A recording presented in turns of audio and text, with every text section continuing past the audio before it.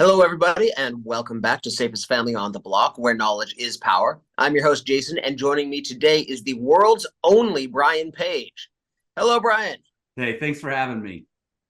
Absolutely my pleasure. Now, you come highly recommended to me, and I checked out your stuff, so I know why you're awesome. But why don't you take a couple minutes and tell our viewers why you're awesome? Well, I first of all, I think you're overstating how great I am. I certainly am trying, as I tell my wife. Gosh,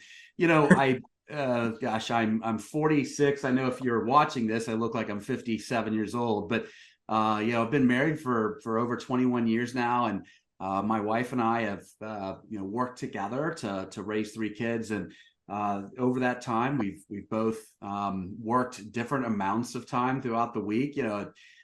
For much of our marriage, I was the breadwinner and worked at one time 2 full-time jobs for almost a decade, and now her career is really the priority.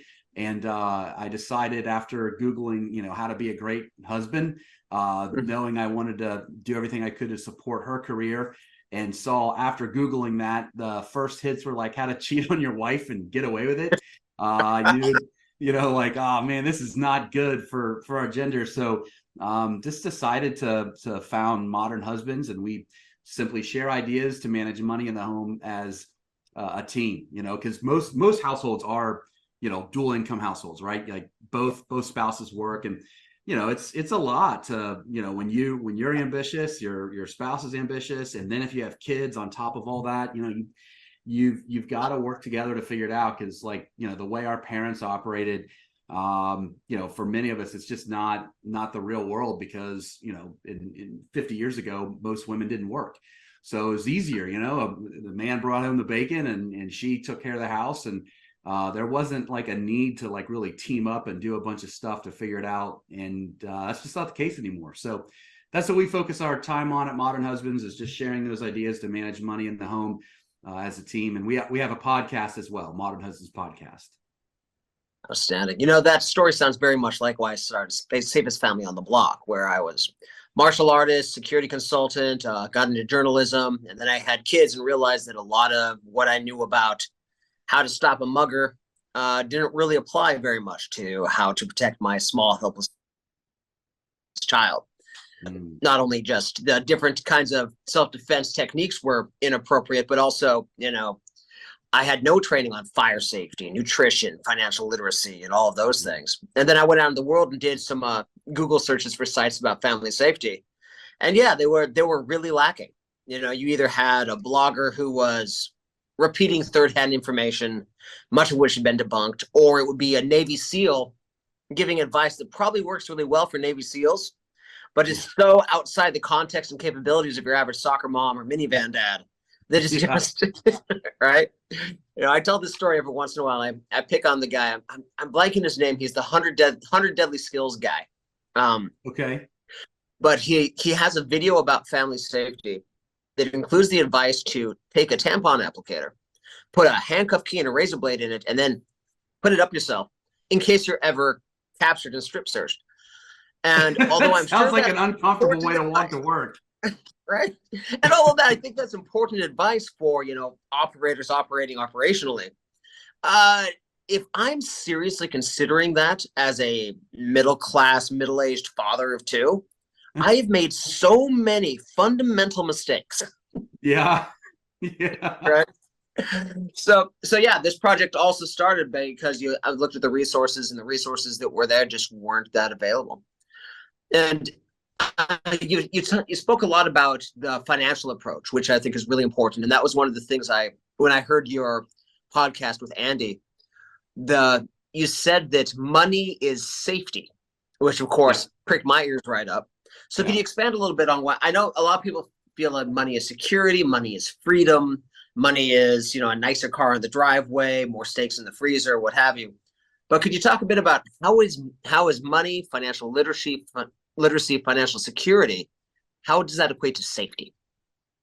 Yeah, so I guess I've always looked at, I'll just start with just a kind of like a simple answer using just a savings account. So using a savings account, I always felt like that the more that savings is ultimately the space between yourself and danger, and that the more money that you have saved, the greater the distance between yourself and danger. And not, the kind of danger of like, you're walking to work, or you're walking with your family somewhere and someone attacks you, but the types of danger that's probably a little bit more likely to strike a family, like a job loss, or some sort of like medical emergency, or financial turbulence, whatever that may be. And when you live in this world where the economy has some pretty significant swings, and we have this pretty significant, risk shift from 40-50 years ago. The common person had a pension, healthcare was pretty easy and affordable.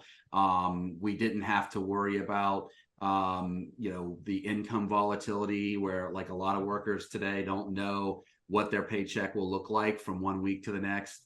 Those days of steady paychecks, retirement, healthcare, everything's really easy, they're gone. And to be able to protect your family from the emotional swings that come from financial stress, that you need to be sure you understand how to manage money in a way where you're protecting them from that, you're shielding them from that. And I know, like, I feel like that whenever I turn social media on, there's all these people that talk about, the importance of getting rich, and they're sitting on nice cars, or they're probably sitting on their dad's car. They're in their dad's house that is a mega mansion, and they give this like idea that, wealth is best shown and best felt through, glamour and big flashy stuff, but for a lot of us who are married, or we have children, it's wealth. The best thing that you can do with wealth is buy, like, peace of mind to know that your family's safe and secure, that you can weather storms.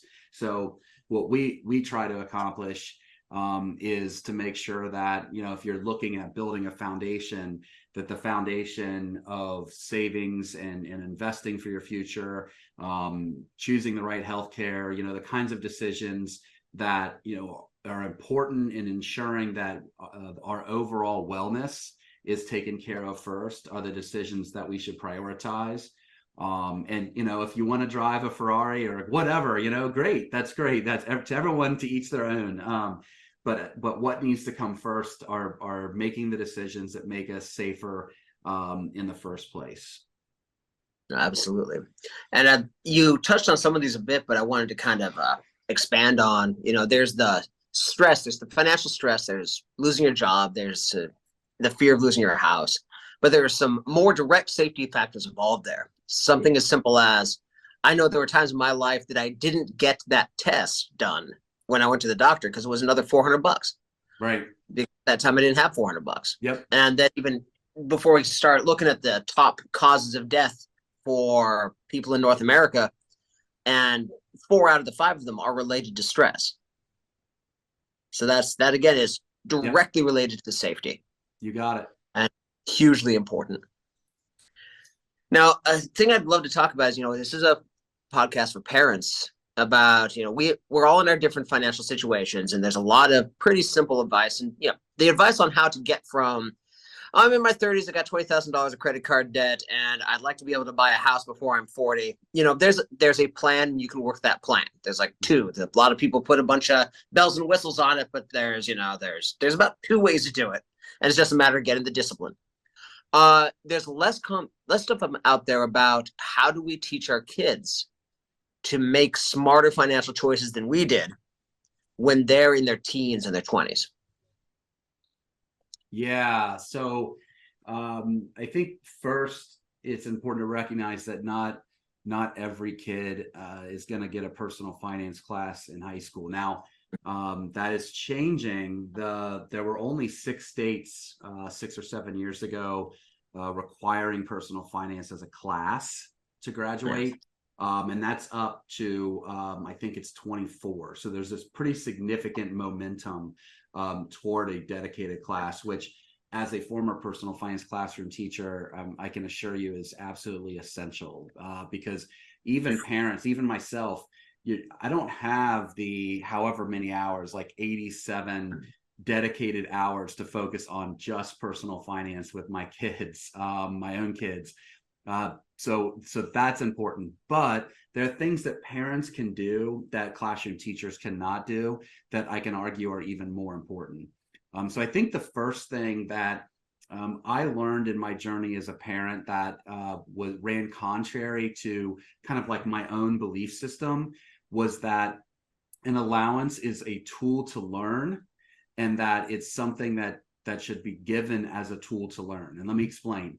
When our children were really young, I developed this like sophisticated envelope system where the kids had to do certain chores to get certain amounts of money, and it was pretty complicated. And I put it up on the wall. My wife started laughing at me. She's like, "That's not going to work," and she was right, because it was too complicated. And when something's complicated, it's harder for them to understand. It's harder to follow. It's harder for us to follow through to use. But B, like if you're paying an allowance based on doing the chores, they can just simply say, well, I'm not doing the chores, I don't need the money. Right. So and once I read that in the book The Opposite of Spoil, and then once I realized that, I thought, okay, I have a serious problem with that. So as an example, in our family, they do chores because that's a part of being a member of the household. And if you don't do your chores, you are going to be grounded. There are going to be consequences to that. So putting that aside, understanding that doing chores, in my opinion, should just be something that you must do to be a member of a household. Giving them an allowance to use as a tool empowers them to have success, but also to fail. So, as an example, and don't let me forget to talk about the importance of how it frees up the ability for parents to go to a shopping mall or just go out with their kids and not worry about being begged to death to buy something. So as far as like using money as a tool, like an example would be, for us, we have a certain threshold for certain things. So let's say, for example, that it's buying a new pair of shoes, and the price could change. It depends on a number of factors, but it could be their age, it could be the impact of inflation, whatever it may be. But let's say we were to tell the kids, hey, you've got $100 to spend, and they were to say, well, we really, I want this pair of $160 shoes. I'm like, great, we'll pay 100, you come up with the other 60. That's what the allowance is for. Or, they're begging to go out to eat, all the time. My kids are older. 2 of them are teenagers. And so, of course they want to go out to eat. You probably wanted to go out to eat all the time when you were a kid. I did too. It's not just about the food. It's about the freedom that comes with being out to eat with your friends. So we just tell them that's what the allowance is for. If you want to go out to eat, that's fine. We have food here, but every week you get a certain amount of money. And if you want to go out to eat and you want to use your allowance for that, that's fine. And so it just makes it easier on that front for them just to start to understand opportunity cost and make trade-off decisions, to understand that money doesn't grow on tree. And they're not going to learn that money doesn't grow on trees unless they experience not having any money. And it's really easy for a kid to, know that all they have to do is just beg one more time, and not have to worry about, the scarcity of money when, mom or dad is a money tree. And that's what we try to prevent, for them believing that we're a money tree. Something else to keep in mind is that, for when the kids get older, there are just so many learning lessons. So as an example, when our kids turned, 8, 9, 10, somewhere in there, rather than taking them back to school shopping and just kind of getting a list of all the things that we needed, or that our kids needed, we wrote that list with our kids based on what they think they needed. And then, of course, included on that was the school supplies. And then instead of taking them back to school shopping and buying those items for them, we had a budget for it. So I'll make up a number. Let's say it was $200 a kid. We gave the kids the $200 in cash. And we just told them, whatever you don't spend, you keep. That's yours. So now, the conversation goes from, them always begging and asking for all of these different things, because why wouldn't they? There's no consequence. Of course they're going to beg. The only thing that can happen is a reward of getting what they want by begging. So now it's like, okay, I'm going to change from having the mentality of being a spender, a I want, to the mentality of being a saver. Oh, do I have to buy a new shirt? I don't need a new shirt. No, you don't have to buy a new shirt. I don't need new shoes. You don't have to buy new shoes. And so they go into this saver's mindset. And that's like an essential lesson about saving, because you empower them to do it. Obviously working we did that with our kids as well. Here's the budget, here's the money, here's the list. And also, let me tell you about this shop called Goodwill. Yeah. Oh, you know what though? That's in now. Going thrifting is like an in thing, which is, where was that when I was a kid? That's great. But when they start to work, I loved, as a kid, I loved to work. But it's, for a number of reasons, it's essential for them to work for someone who can fire them. But also when you can put them in a position where they can begin to contribute to a custodial, or sometimes it's called a kiddie IRA, and show them with a calculator the power of compounding over like 40 years, and they can recognize how much money they can have. It motivates them to learn more about the financial market and investing. Yeah. No, those are all very good points about just this simple allowance, that shift of mindset from allowance is something you earn to no. We're not playing checkers here. We're playing chess. We're playing Vulcan 3-dimensional chess. It is not something you earn. It is a teaching tool from the word go. I think that's a really great little twist. Yeah. Now I have a challenge with my own youngest, because he plays Steam games all the time, which costs like $5 a piece. Okay. So he never wants money. He's got so much money saved. It's ridiculous of his allowance. But I think moving on to some IRAs and some things like that, investments, and especially for kids who are into games, the stock market is a very fun game, especially if you're not worrying about what you're going to eat, or if you're going to stay in your house if you make a wrong decision. Yeah, there's a game. If you go to ngpf.org, there's an arcade of games there. There's like, at least, I'm going to guess, 10, 12 games. But one of them is called Build Your Stacks. Stacks is spelled STAX. And what's fun is that in that game, you assume the role of an investor, and you try to beat the index fund. And it's like literally over the course of 10 years, the index fund outperforms all financial traders, 99 point something % of financial traders. So the goal would be to help them understand that, investing itself, it should be a little boring. Just put the money in an index fund. The fun part is more the income side. Like, can you teach them to be an entrepreneur, right? Can you incentivize them to build their own little business? Yeah, like my oldest was earning $10 to mow the lawn, and he was paying a friend of his 5. Love it. That's great. Yeah. It's like, wait a second. No, and that's perfect. another mindset thing. At the time, I was mad because it was like, what kind of work ethic? But looking back, no, that's entrepreneurship, which is honestly, I think work ethic was a more important skill when we were growing up. But because of those changes to the economy that you talked about earlier, entrepreneurship, I think, is the job skill that our kids and probably their kids are going to need more than anything else. There's no doubt. Just having the attitude or the mentality of being a problem solver. Yeah. And to have that hustle, but in a different way. Yeah. Right. Yeah. Working hard and working smart.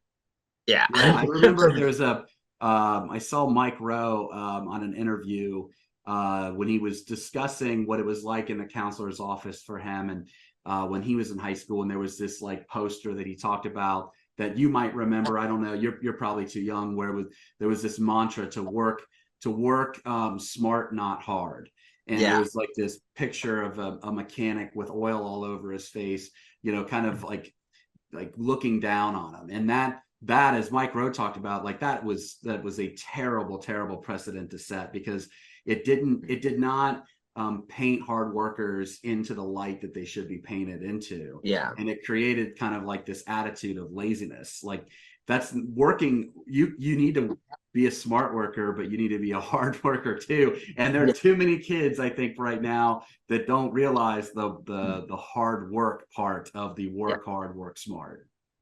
Yeah, that was very kind of you. I'm actually in my 50s. I do remember that. I'm ancient.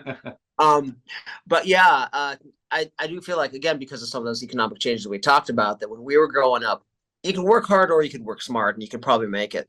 But it's leaner times, tighter belts now. And I think most kids need both of those. Yeah. And a lot of these points that you're making about financial literacy and create, intentionally and intelligently creating a system at home where your kids can learn that and see the value of both of those things, I think it's really valuable. Yeah, and when you're home, just remember that money is a tool Yeah. that can not just teach them how to understand how to make decisions with money, but it's also an opportunity for parents to shape values, right? So, like in our family, as an example, and every family's different. I'm not judging, how people spend money or how they perceive the world, but we highly value like education, Yeah. and we show them through the dollars that we spend, how we value, education. We value experiences more so than like, stuff. And there's reason for that. And so again, that's something where even as a classroom teacher, like I would try my best to prompt the kids to consider what their value set is, because we know through research that when people are safe, when they have enough money to be safe and secure and have their basic needs met, that when they begin to spend money after that point on the things that they love the most and the people they love the most are the happiest. And Yeah. that value set is different from one person to the next. And, as parents, that's something where we obviously have family values that we want to share, but our kids are going to have their own values that might differ Yeah. a little bit.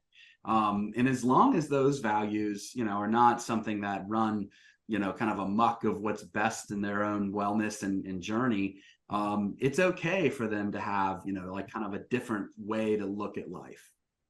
No, absolutely. Yeah. In our family, we value experiences. We value travel. One of the lines that I Yeah. often use, because we're middle class, right, is telling my kids, we're middle class. That means we get to act like we're rich with one thing. We live in a working class neighborhood. We drive a 10-year-old Mazda, but we travel, right? Nice. And but our oldest, it turns out, he gets homesick after about a month.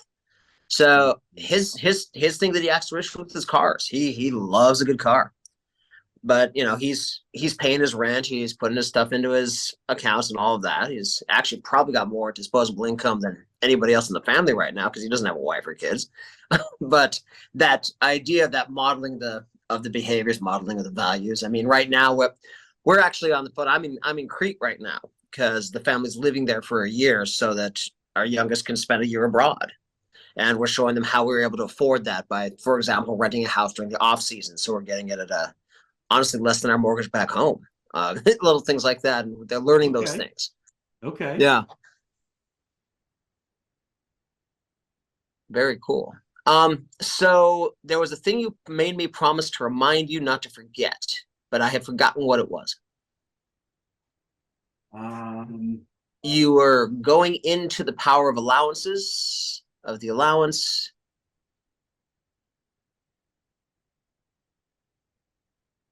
Hmm.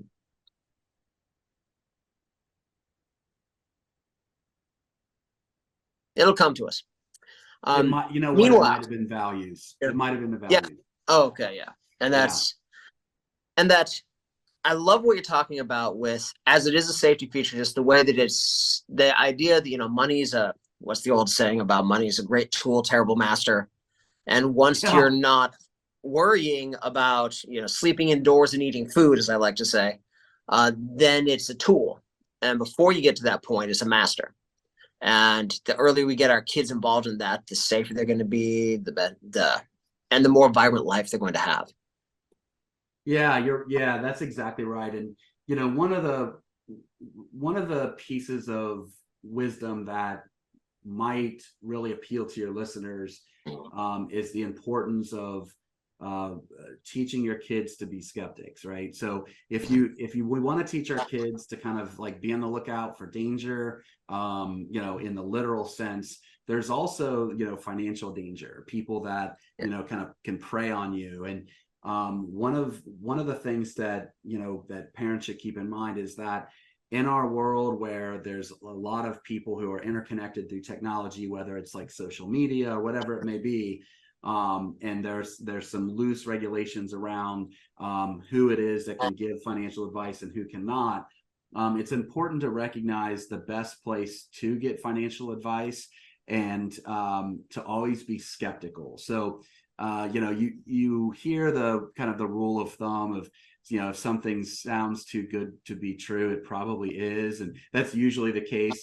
But to kind of peel the onion back a little bit deeper, as you have conversations with your kids about investing, I think one of the most important conversations you should have with them is to bring up what's called the fiduciary standard. And so about 90% of financial planners adhere to the suitability standard, which means that legally they can provide or offer advice for a product that is suitable for them, but might not be in their best interest.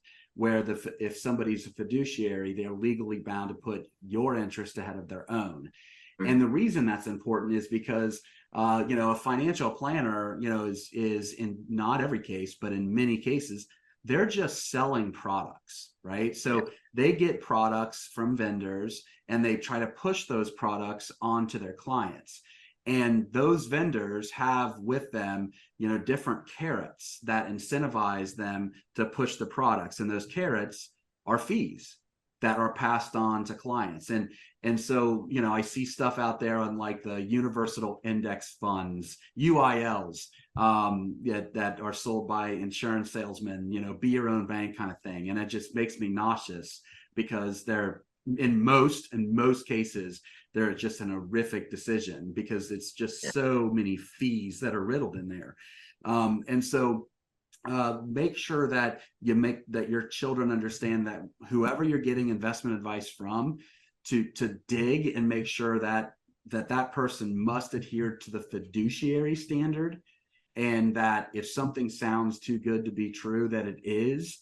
And I hear, like, every once in a while I'll hear things like, and no offense to Dave Ramsey. So there are things that he says that I like, things that he says where I cringe a little bit. But I saw a video a couple of weeks ago where he shrugged his shoulders and said, "Oh yeah, it's easy to beat the market average."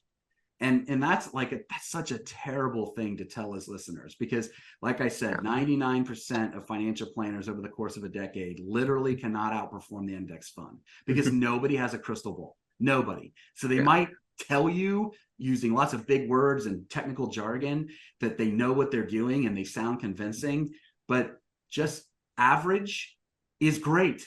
Average, if you start investing when you're younger and you earn an average of inflation adjusted 8% returns, and you put away $4,000 or $5,000 a year for 40 years, you're going to be a millionaire. Like it average is good. We don't need to try to beat the average because that'll end up getting us below average.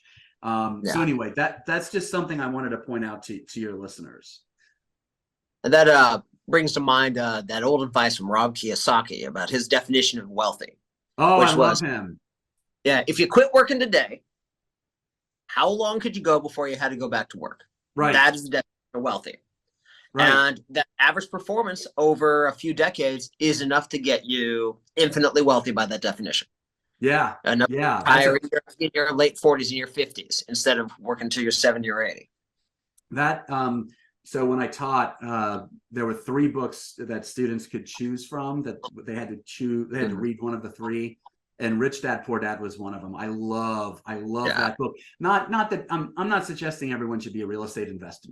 Yeah. That's not the point. For those of you who haven't read it, what it really does is help you understand what a true asset should be, and how to look at wealth building and money, and it really draws a distinction between the illusion of wealth and true wealth. And it creates this healthy mentality, I think, of wealth building that makes it, when people follow a script similar to that, that makes it more likely that they're going to have a strong emergency savings account. They're going to be building toward financial freedom. They might not have a McMansion. They might not have a $100,000 car, but they are going to be financially more well off and feel better about themselves because they're going to have all of their basic essentials met, and they're going to be able to make the kinds of decisions that you and I want to make for our families to keep them happy and healthy. Yeah, absolutely. And Rich Dad Poor Dad is really, it's not so complex that a high school junior or senior couldn't get 90% Oh out of yeah, it. it's easy. Middle school level reading. Yeah. Yeah, it's very good. Yeah. Excellent. So other than that, you have a number of courses and things on your website. Can you tell folks a little bit about that and maybe where you'd recommend folks start? Sure. Yeah. So if you go to modernhusbands.com, you'll have the opportunity to subscribe to our newsletter. I only send something out once every 2 weeks. I'm somebody who hates a bunch of emails in my inboxes, so I don't hammer you with emails. But as a subscriber, you get a couple free courses. One's on saving money called Money Marriage You Save. Another one's on budgeting, Money Marriage You Budget. And both courses are designed to help couples work together to manage money. That's a whole separate ball of wax than just managing money independently. And then, of course, if you go to the website at modernhusbands.com, you can go to Money Marriage You, where there's additional courses that you're available to purchase. A couple from Dr. Luter from Texas Tech University, and she is an academic, and she's brilliant. She does a lot of work with certified financial planners. And then Ed Combs has a few, and Ed is the president of the Financial Therapy Association. And both of their courses dive deeper into helping folks navigate kind of tough financial conversations that couples have to have with each other. I mean, we know from research that money is one of the top cited reasons for divorce, for strain in a marriage. And a lot of that is just not understanding how to talk about it. So both my free course and then in particular, the ones that dive even deeper that you can purchase at modernhusbands.com help you with a script to be able to work through those financial conversations with your spouses. And that's so important to learn how to talk to each other about money, because in Western culture, we got a lot of weird baggage when it comes to money. Yeah. I mean, like even among your closest guy friends, you're wandering around, you're in the locker room, you've talked in detail about getting your heart broken, you've talked in detail about sex, but you still ask, hey, do you mind if I ask you how much that car cost? Yeah. It's weird. It's so unfortunate that in our society that people place a value on who they are by how much they have. And Yeah. that's just a really distorted way to perceive yourself. I think we're all more valuable than that. We're better than that. And that's what makes money conversations tough, because in many instances, one spouse or the other has made financial mistakes. They might carry with them a lot of debt, and with that comes shame. And it's hard for them to talk about because they're embarrassed. And it's unfortunate because in our country we're not really taught how to manage money well. So we're basically left to learn from the school of hard knocks. And then when we do have to learn from the school of hard knocks, in many cases we don't make a lot of money, and so there's not a lot of grace that's there, financial grace, if we make a mistake, because a lot of us are living check to check. So it makes it particularly punitive if we make financial mistakes to try to work through those.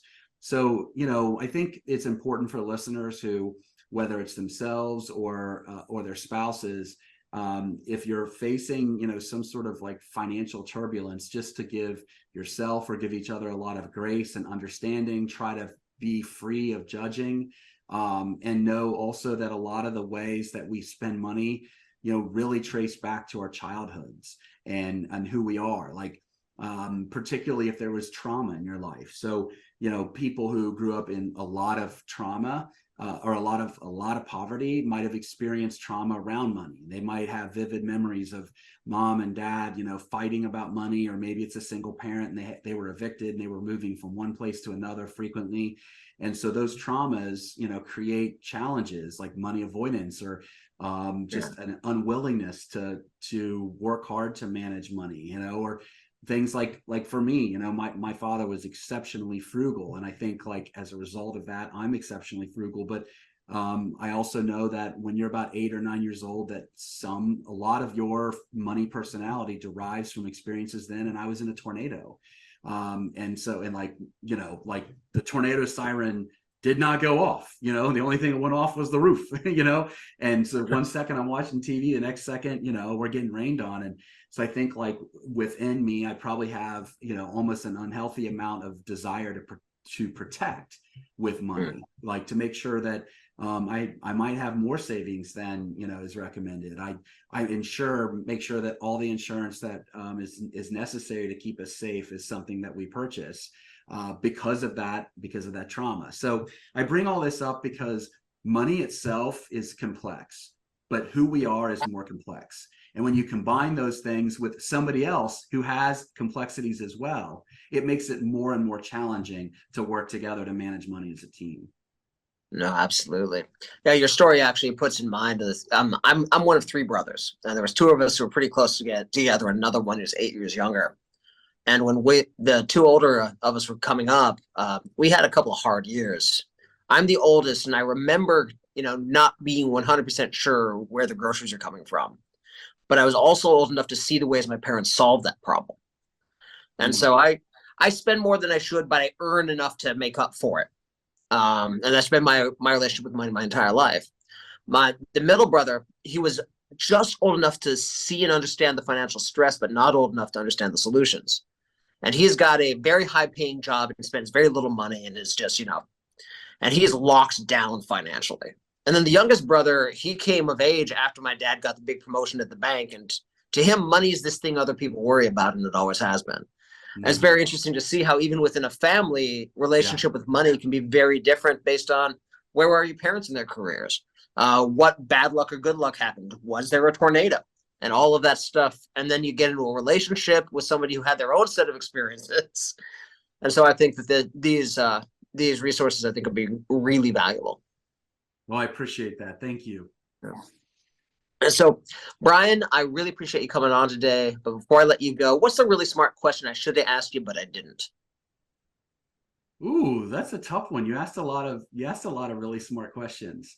Um, I think probably what is an easy way to better understand your spouse? Mm. And this could be managing money, this could be managing the home. But I wish I could claim that this was my idea, but I'm passing on the idea that one of my advisory board members, Dr. Mangino, shared with me. And that's just to ask your spouse, when you envision a perfect husband, what does it look like? Mm. And for your spouse to ask you, when you envision a perfect wife or a perfect husband, whatever, what does that look like? So you have an understanding of what they really desire, what their expectations are. And then it makes it easier to try to work together to meet those expectations. Because right now, at least this was the case with us, you're just kind of floating through the relationship. You're doing a lot of guessing. You don't really know what each other wants. So be deliberate about it. And honest. That's a Yes. conversation that I could see myself getting into some trouble if I answered 100% honestly. Yeah, you need to be, yes, honest, yes, but strategic too. Yeah, careful. Yeah.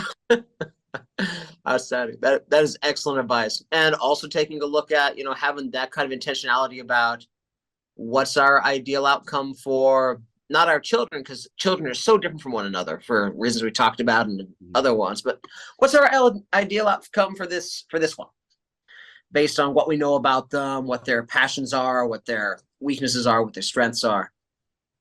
And oh, that reminded me, when you were talking about skepticism. I think another thing is having a healthy skepticism about yourself and your own financial decision making, and knowing where are your weak points. Right? Are you really going to pay off that miles card every month, so the balance is zero? Are you really going to do that? You Yeah. know, So, yeah, tend to be, according to the research, we tend to be overconfident in our financial abilities. So it certainly helps to use your partner to play the devil's advocate, yeah, to make sure that they, if you're going to go buy a car, for example, yeah, have them try to talk you out of buying the car and have them like work really hard at it, to make sure that you're just simply considering all the angles, and maybe you get your emotional pulse to slow a little bit before you pull the trigger on a big financial decision. and also understanding which spouse is better at things. My wife is a Yeah. literary agent, and she is a brutal, savage, merciless negotiator. I'm never buying a car. She's gonna buy the car. Yeah. You know, and Yeah. and you know, handing the reins over to the spouse who's more constitutionally appropriate for that task. Yeah, no, there's no doubt about that. Yeah, the tasks that you naturally are good at and enjoy, those are the tasks that you should own. I agree. Yeah, absolutely. Well, again, Brian, thank you so much. Folks, you can find all kinds of cool things about him at modernhusbands.com. Now, the podcast, does it have a different URL or is it the same? If you go to modernhusbands.com, you can see the podcast as one of the main options on the right-hand side. Excellent. And of course, you can just go Modern Husbands Podcast on your Spotify, on your Yeah, Apple, on whichever app you get your podcast from. you got it. So thank you again, Brian, for joining us today. Thank you, everybody, for watching. Stay safe. We'll see you all next time. Thank you.